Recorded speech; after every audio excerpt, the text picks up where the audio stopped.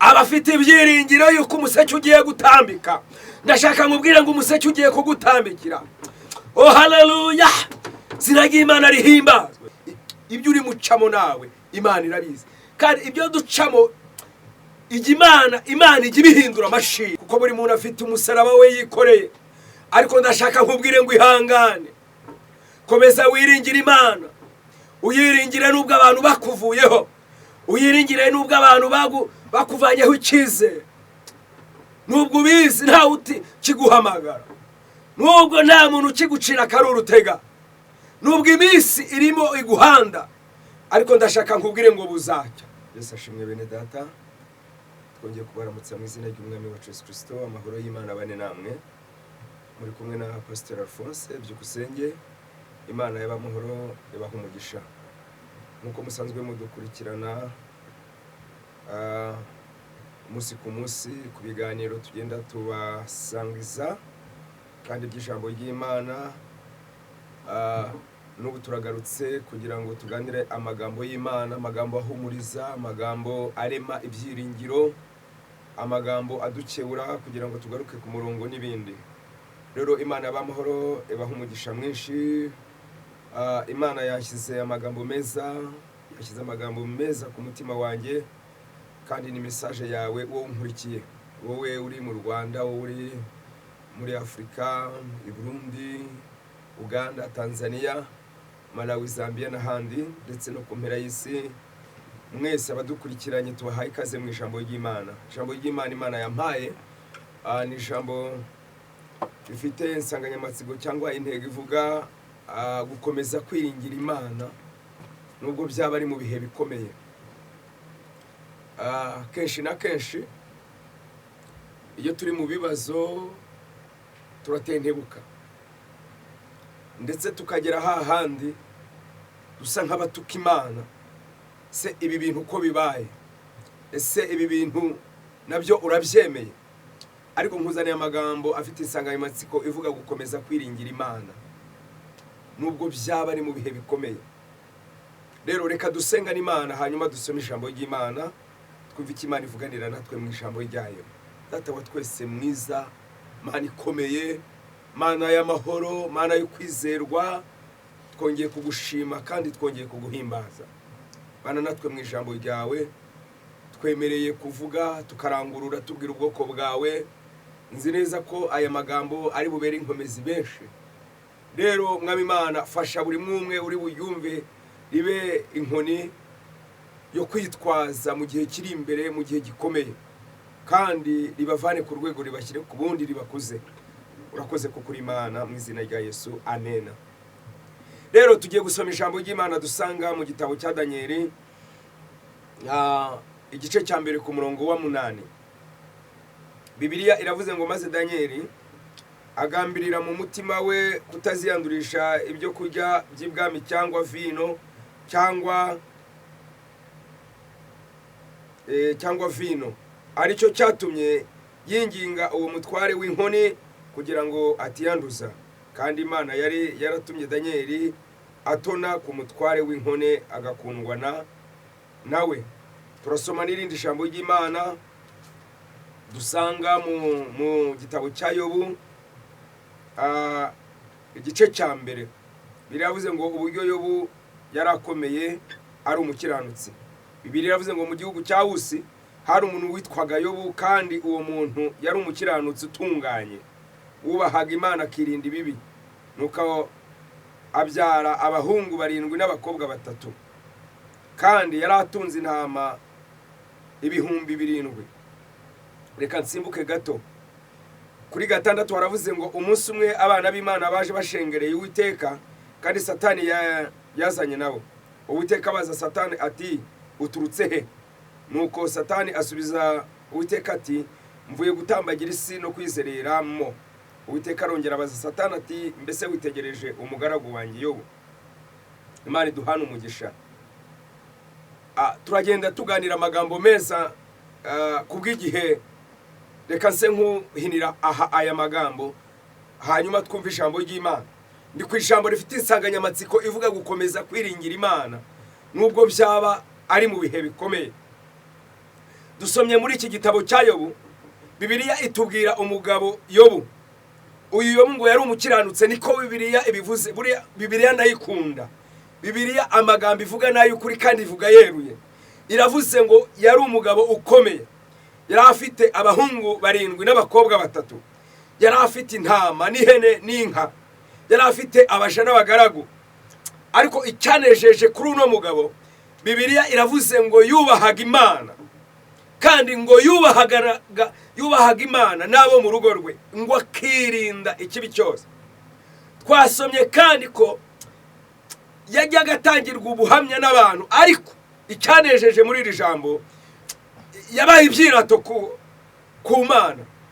Imana yaramwirase, imwirata kuri Satani, kuko rimwe ngo bari bateranye, Satani ngo ajya gushengerera, yumviriza amashimwe ya Yobu, ngo amubera, niba navuga ngo n'inkomyi yo kubona ikirego. Ariko impamvu ngo zari ubutunzi, impamvu ngo zari abana, impamvu zari umugisha yahawe. Ndi ku ijambo rivuga gukomeza kwiringira Imana nubwo byaba ari mu bihe bikomeye. Ngo agirana ikiganiro n'Imana. Satani aramubwira ngo impamvu atakubaha ni iyihe? Waramuhaye urubyaro, waramuhaye abana, waramuhaye umugore umwubaha, waramuhaye abaja n'abagaragu. Kenshi hari igihe dukizwa, nibyo tukabwira abantu ngo muze ku Mana, muze kuri Yesu, iyo uhageze ubona umugisha. Ariko ndashaka mbabwire bene data, hari igihe tugera ku Mana rimwe na rimwe tukava naho twari turi kugira ngo Imana idupime, kandi binyuriye no mu byiza dukoresha. Buriya iyo wanyuze mu bintu bikomeye ubu uzaba ukomeye. Uyu Yobu ngo Imana imwirata imbere ya Satani, aramubwira ngo n'umuhungu wanjye ntabwo yakiranirwa, ntumbwire ngo namuhaye ibi n'ibi, nibyo ni umunyamugisha, ariko ntabwo byamunkuraho. Bibutse ko hari umuntu ubona umugisha akava mu Mana agatandukira akagenda, akirengagiza yabimuhaye. Ariko Yobu ntigeze ahava. Rero Satani asaba Yobu imbere y'Imana, aramubwira ngo impamvu abimuhaye uramutse ubimwambwe. Imana iramubwira ngo ndamuzi. Ndashaka mbabwire ngo mureke dukizwe kandi dusengere imigisha, kandi imigisha duhawe ibi byirata imbere y'Imana. Kandi Imana reka mbabwire iturebera mu gihe kizaza, ikaturebera no iturebera mu gihe cyahise, ikaturebera mu gihe turimo, ikaturebera no mu gihe kizaza. Niyo mpamvu nitujya imbere y'Imana turimo dusenga dusaba, tunahiga imihigo tuzasohoza itaremereye Imana ndetse natwe. Izina ry'Imana rihimbazwe. Bibiliya iravuga ngo nuko bucya imbitsi ziza kwayo, ziramubwira ngo abana bawe bari mu cyumba bose, nta numwe warokotse. Buraca imbitsi ziragaruka ngo inka zawe zose n'amatungo bipfiriye kimwe. Turi ku ijambo rivuga gukomeza kwiringira Imana, nshuti y'umusaraba, nubwo byaba ari mu bihe bikomeye. Gukomeza kwiringira Imana nubwo byaba ari mu bihe bigize gute bikomeye. Ngo abana barapfa, amatungo amuvaho, ariko aravuga ngo navuye mu nda ya mama nambaye ubusa, nzasubira mu nda y'isi ntacyo nambaye. Izina ry'Uwiteka rihimbazwe. Sinzi izo mbaraga zo gushima Imana, abana 10 bagiye, sinzi imbaraga aho wazikura zo gushima Imana. Haleluya. Akazi wari ufite uhembwa miliyoni bakakwirukanyeho nta nimerekeza. Sinzi niba wabona imbaraga zo gushima Imana, nawe urabizi, ni igusabye umwe. Aburahamu niwe ugeze asabwa umwe, nge sinzi mu bafite ko natanga n'umwe. Ariko ndi ku ijambo rivukomeye rivuga gukomeza kwiringira Imana nubwo byaba ari mu bihe bikomeye. Baravuga ngo navuye mu nda ya mama nambaye ubusa, nzasubira mu nda y'isi ntacyo nambaye. Izina ry'Imana rihimbazwe. Satani aramwara, Satani afata ubusa, arongera asubira kuri Uwiteka, asubira ku Mana. Arabate impamvu nuko agihumeka. Ariko Imana iramubwira ngo umwana wange Yobu ndamuzi. Satani aramubwira ngo unishe ku mubiri we. Imana iramubwira ngo imye ubugingo ntabwo nguhaye. Ngo bucya Yobu yasheshe umubiri wose ibibembe, ngo atangira kurinda amashira, atangira kuvuvuka, atangira kwishimagura, ngo bucya yahawe akato, yatangiye kunenwa. Reka mbabwire, buriya ahantu uzarebera umuntu, ahantu uzarebera inshuti, iyo uri mu bibazo inshuti ziraguhunga, iyo uri mu bigeragezo abaguhamagaraga ntibongera kuguhamagara iyo babimenye. Iyo uri mu kibazo, uri mu situation runaka itari nziza, abantu bakuvaho. Yobu ngo ahera ubwo umugore amuha isahane ye, Yobu ahera ubwo inshuti ze zitangira kutamwegera, ariko akomeza kwiringira Imana. Aravuga ngo kwizera kwanjye ndagukomeje, ntabwo nzakurekura. Haleluya. Akomeza kugira ibyiringiro arwaye. Izina ry'Imana rihimbazwe. Ahabwa kwato n'abantu, inshuti ze zimuha akato, umugore amuha akato, ndetse ngo batangira kumugira inama, ndetse umugore we wabugufi cyane ariwe wakamukomeje atangira kumubwira ngo Imana wizeye, Imana wakurikiye ni ingome. Ariko ndashaka nkubwire ngo ntabwo Imana ari ingome. Ibyo ikora ibikora ibizi, ibyo uri mucamo nawe Imana irabizi. Kandi ibyo ducamo Imana ijya ibihindura amashimwe, Imana ijya ibihindura ubuhamya, Imana ijya ibihindura ibikomeye, Imana ijya ibivunjamo. Oh haleluya, haleluya. Yankunda kubwira abantu ngo Imana ni umuvunjayi mwiza. Buriya nurira cyane uzahozwa cyane, nubabara cyane uzishima cyane. Oh haleluya, haleluya.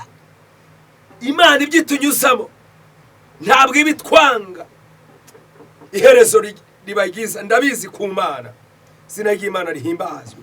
Ku ijambo rivuga gukomeza kwiringira Imana nubwo byaba ari mu bihe bikomeye. Izina ry'Imana rihimbazwe. Ba Biludadi na ba Elifazi na ba Zofari ngo baraza babwira Yobu, baramubwira ngo waretse iyo Mana. Buriya hari igihe turwara tukaremba, twari twiringiye Imana dusenga turi abakozi b'Imana, ariko yashuti yabwo ikakubwira atari ko wasenze bikanga, ukajya kwitorero runaka bakagusengera, kwahuye n'abashumba barenze, kwahuye n'abahanuzi bakaguhanurira, niba byaranze waretse ukajya no kwa mupfu, ukareka Imana, wahamirije imbere y'abahamya, ukajya mu bapfumu bakaguhinzana, aho kugira ngo ukire bikaba bibi. Ihangane inshuti y'umusaraba. Ku ijambo rivuga ukomeza kwiringira Imana nubwo byaba ari mu bihe bikomeye. Yobu ngo akomeza yizera Imana, Yobu ngo akomeza yiringira Imana, Yobu ngo akomeza guhamya Imana. Mana yacu dufashe. Haleluya. Akararanganya amaso akabona abantu bose bamuvuyeho, ariko Imana imugumaho, akomeza guhamya Imana. Agera ku gice kiza nkunda cya 42, akomeza kugihamiriza amaravuga ngo Uwiteka we nzi yuko ushobora byose, ntakibasha kurogoya umugambi wawe. Yo barahamya, ba Zofari, ba Biludadi, ba Elifazi bamuvaho, umugore amuvaho, yo barakomeza arahamya. Imana ituganze cyane. Ndi ku ijambo rivuga gukomeza kwiringira Imana, ngo arakomeza abasenga, asengera aho ari, yiringira Imana aho ari. Umubiri wari ubabaye nibyo, ariko ubugingo bwari bukomeye. Imana ishimwe. Birashoboka ko ndimo mvugana n'umuntu uri muri situation nk'iya Yobu, cyangwa iri munsi ye cyangwa irenziye, kuko buri muntu afite umusaraba we yikoreye.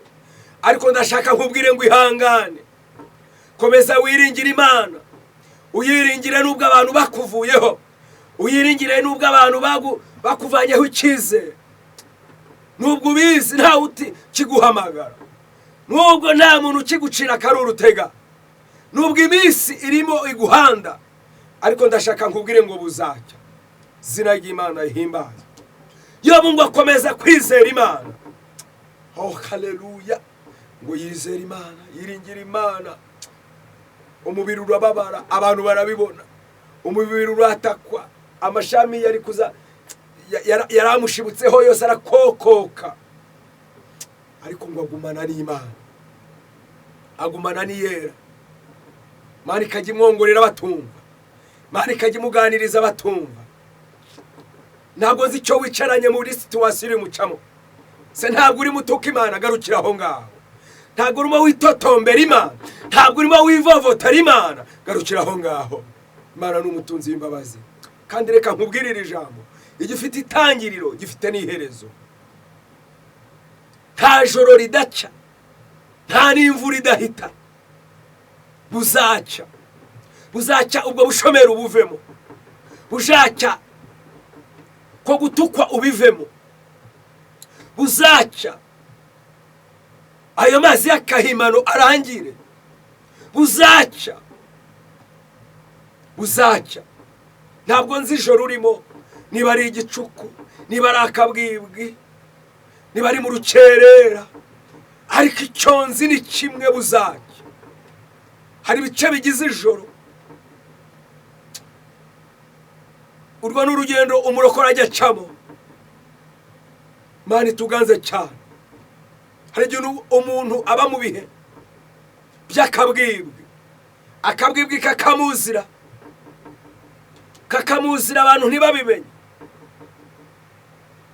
ni hahandi ujya ku munsi kaba mu nzu nziza ariko bwakwira umuriro ukaka n'uwo mwashakanye ariko waba uri mu nzira vuye muri salo wimakiye umuntu ntamenye ibyawe ako ni akabwibwi rero hari igihe bitongora bikagera mu gicuku ni hahandi amarira yawe amenwe n'amashuka uraramo ariko wasohoka bakavuga ngo umuntu yagezweyo ndetse kuba wasenga isenge uvuga ngo wangira nkuriye ariko ntazi ibyo ukenyereyeho ntazi ibyo wambariyeho ikote Imana ituganze cyane ibyo bihe bizwi n'umurinzi cyangwa umuzamu ni ubizi rero hari ikindi gice mu rukerera ni hahandi ibitotsi bigukubita hahandi wicaye muri gare uteze abantu bakakubonamo ibibazo bigatongora hari n'ibindi bihe byo mu museke byo biragatsindwa ni nk'igise cya nyuma kirajyana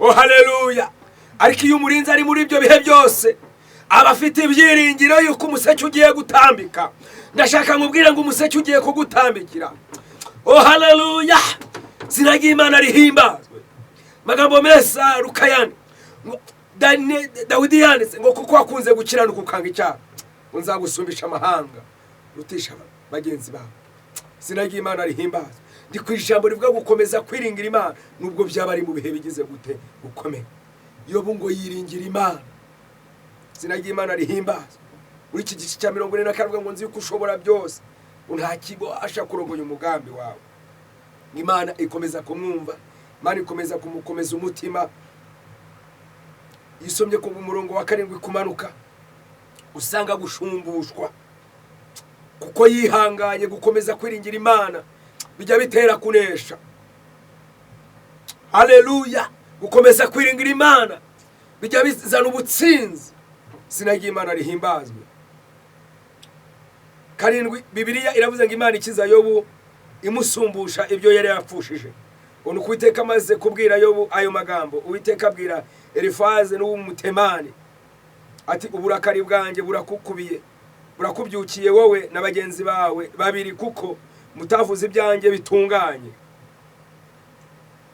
nkuko umugaragu wanjye Yobu yangenje nuko rero mwishakira ibimasa 7 n'amafizi y'intama 7 maze musange umugaragu wanjye Yobu mwitambira ibitambo byoswa kandi umugaragu wanjye Yobu azabasabire ko ari we nemera Imana ishimwe cyane Bibiliya 7 iravuze ngo nuko Elifaze w'umutemani na Biludadi w'umushuhi na Zofari w'umunamati baragenda bagenza uko Uwiteka yabategetse maze Uwiteka yemerera Yobu agisabira bagenzi be Uwiteka aherako aramwunamura amukiza ibyago bye amuha ibihwanye n'ibyo yari afite kabiri nuko abavandimwe bose bamusangana n'abashiki be bose n'abari baziranye nawe bose basangira nawe wumva umuntu wari waranenwe wumva umuntu wari ufite ibibembe umubiri wose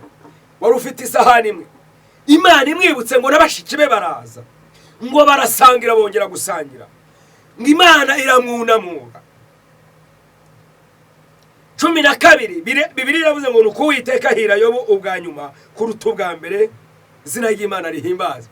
Imana iguhire, Imana ikunamure. Haleluya. Imana itegeka Zofari na Biludadi na Elifazi, ibaca iciro, ibaca amande. Haleluya. Gukomeza kwiringira Imana nubwo byaba ari mu bihe bikomeye.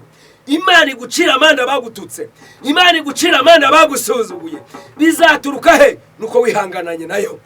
Ntuyitukishe mu kigeragezo, ntuyitukishe mu kibazo, ntiwiyandarike ngo winyanyagize. Izina ry'Imana rihimbazwe. Narindi mu ijambo rivuga ngo gukomeza kwiringira Imana nubwo byaba ari mu bihe bikomeye.